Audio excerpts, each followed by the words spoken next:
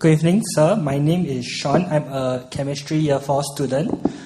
My question is this. Singapore has been very focused on academic success. However, there is a lack of education on building successful relationships. This impact can be partially seen in the rising divorce rates from 6,900 in 2006 to 7,600 in 2011. My question is this. What can be done to educate couples on having successful relationships?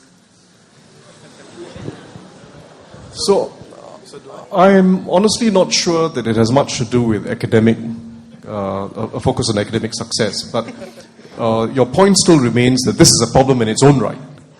The fact that we are seeing amongst successive generations, the younger generation, that families don't last so long. Divorce rates are up. That has been happening, not just in Singapore, but in most places in the world. I think we have to do something about it, and it's not about broad economic policies or broad educational policies. We need something that is quite focused. And it does involve teachers, but it involves parents themselves, how you raise your own kids, and the type of family life your kids themselves observe as they grow up. What do they observe of their parents themselves? How much time do they spend together? What do they talk about? Do they take holidays together? What do they observe of their aunts and uncles? Do they tend to split up after a while? So kids observe what happens amongst those who are older than them. And one of the things that I find very worrying is the persistence of problems across generations for a segment of our society. That is the greatest source of any underclass anywhere in the world. It's when problems that are of a social nature within the family persist across generations. We can solve the economic problems. We can provide jobs. We can provide training. We can provide better academic opportunities and training opportunities. But the most difficult problem to solve, because it involves intruding in family space, intruding in the home, is the problem of habits, values within the family. And anyone who's involved on the ground in social work, or myself as a member of parliament meeting residents quite often, knows that this is the most difficult problem we have. How do we ensure that the children in families that are either broken or no longer broken but not quite functioning healthily, how to ensure that the children are not affected or who can somehow escape from it? It requires social intervention, and I think it can be done. It's the sort of thing my volunteers do. Work with the kids, take them out of the home, give them exposure that children from much stronger families take for granted. Regular interaction, week in, week out. What the school can do, looking out for kids who come from families that are going through difficulty. The school can do more. Paying a special eye to kids who come from difficult backgrounds. Spending more time with them.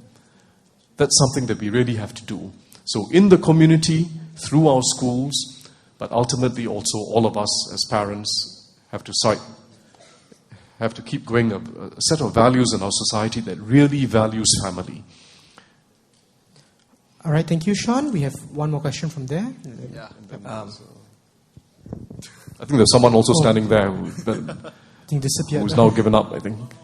All right, okay, we have two more. We have one there, both from that corner, okay? Right. So, second last question. All right, good evening, sir. My name is John, not Sean, John. So from chemistry, the School of Physical and Mathematical Sciences, a year 4 student. Basically, this is my question. No city-state in the world, apart from Mecca and the Vatican, which are religious in its basis, no city-state in the world has ever survived more than 100 years. And Singapore, being one of the most successful city-states in this world, can we? Are our international alliances and organizations and collaborations that we're part of help us to get there? Or will we just be another statistic? Yeah, that's my question. Minister, can Singapore survive 100 years? Well, the answer can, if looked at as a scholarly matter, will be the subject of several PhD theses. I mean, because we are so close to our 50th No, I understand, mark, because it is a relevant question. It's a very interesting question, and it is worth serious study of history to see what went wrong, whether it's Venice or Antwerp or many other places, right? What went wrong over time? The world has, of course, changed compared to those days. Conquest is not so easy, and we will make sure it is not so easy. But things can still go wrong. Your society can gradually get torn apart as your center weakens and people are mobile. Your society can easily get torn apart. So I would rather view it not as a scholarly question, although scholars should study it. I would view it basically, and we should all view it, as an act of leadership. Not just politicians, but all of us as an act of leadership. How do we avoid this fate that seems to have befallen most other city-states? How do we avoid it? I don't think it's impossible. We've got to make sure that our social policies are not left to the marketplace, not left to history to decide. They have to be active, interventionist, thoughtful, and always fair and just. We've got to make sure that our economic strategies are sustainable. Don't keep pushing things to the next generation to bear the burden of. Take responsibility now and be frank and truthful with people. Be frank and truthful with people and not push the burden to the next generation. Large countries can perhaps do it. We can't as a small society. So I think that's something for all of us to apply our minds. As leaders at all levels of society, how do we keep this rather special state going? Good evening, DPM. Thanks for your very elucidating comments earlier in your speech and in answering the questions. My name is Bhavan. I'm a final year journalism school student from the BKV school. I just want to ask you, as in many issues have been touched on today, from population, immigration, social policy, and all that. And as we embark on this national conversation, I think as a public citizen, I would want to have enough data, enough information to come to a public official such as yourself or a civil servant. When we come together in conversation, I would want to be able to have enough information on hand to be of use in that conversation. And I think what is important is that we have a Freedom of Information Act, where public citizens can be able to retrieve information from state-obtained information, so that they can educate themselves, and maybe civil society groups too can formulate policies independently of the government. So I just want to ask if you would agree that a Freedom of Information Act would be of use for this national conversation. Also, just following on that, when you mentioned the NIRC just now, about how about $8 billion are spent, 14% of expenditure. PM mentioned it in the National Day rally. And I just want to ask you, as we embark on a conversation on whether we want to raise taxes to fund further social spending, should we also talk about whether we should at the same time talk about greater transparency about our reserves and the returns of reserves? Are we really hitting 50% of real returns, and are we using that money?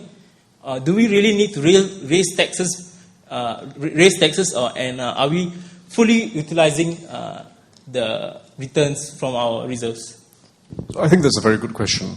I agree that in general, we need more transparency in public policy. And this applies not just to the areas you mentioned, but in general, data on transport, data on various aspects of urban living and housing, data on the economy, data on a whole set of issues, including fiscal policy issues. I agree that would be helpful.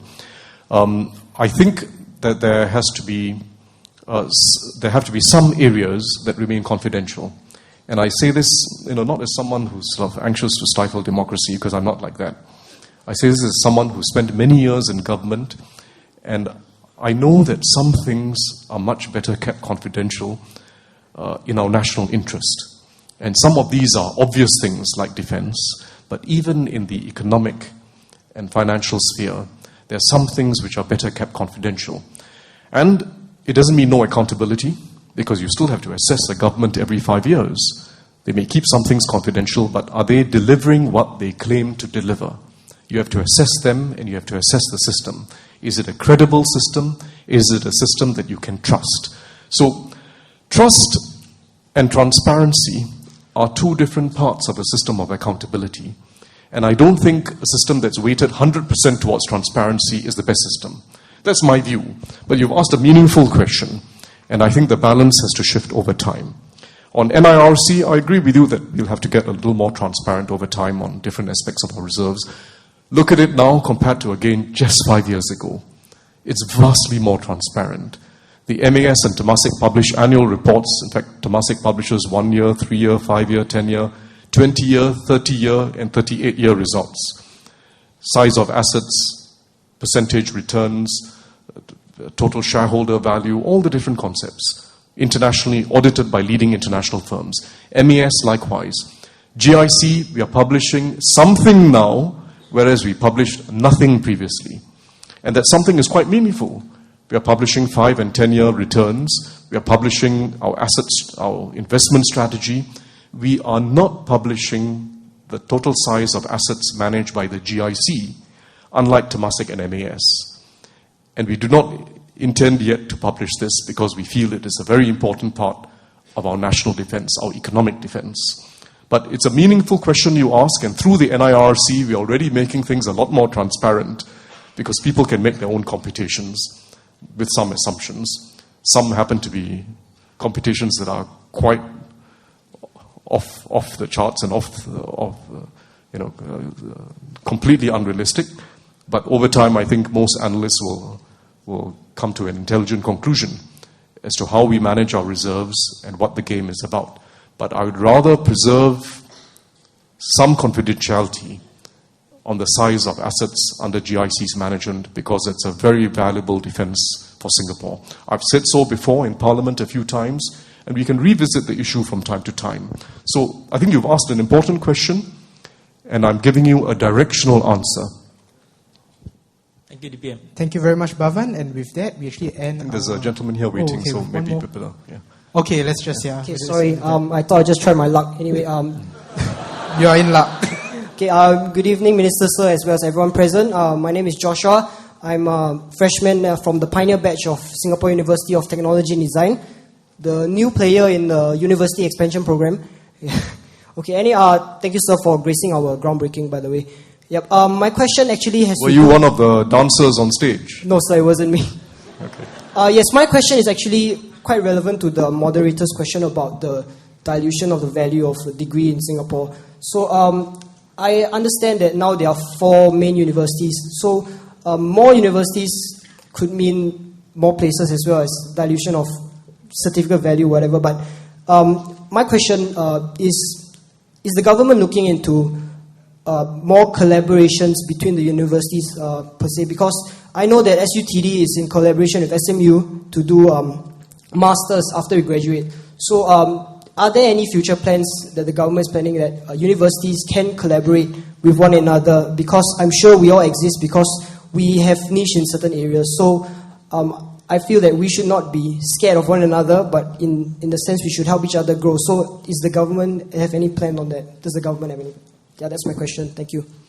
Well, I think it's a very good question and quite natural coming from someone in a new university like SUTD. I think you're posing the right question, and your view that there should be greater collaboration is, to my mind, entirely sensible. We are a very small country, putting a larger share of our educational budget into university education than most countries do. And we think it's the right public investment. But to get the most benefit of this investment for our students, I think there has to be greater complementarity and collaboration between our universities. First, in research. Secondly, in teaching and learning. So you gave a good example, because SUTD and SMU have quite different specializations. They can quite easily collaborate and both feel it is win-win. And we need to find more of these win-win examples. If you go to Boston, Massachusetts, for example, you'll find that you're a Harvard student or MIT student or some of the other Tufts and some of the other universities there. You're quite freely allowed to take modules or courses in these other universities, up to a limit, right? You're quite freely allowed to do it. And it's all part of your degree program. It's just like going overseas for a year or a semester, and you still get it credited as part of your degree. So in a curious way, I think our universities have found it easier to collaborate with overseas universities than amongst themselves. So it is an important priority going forward, not just because we're trying to get more value for the buck, but because it will help our students take advantage of all the opportunities we have. You might have a strong cause in a particular university with a particularly good lecturer. Let's try and use it.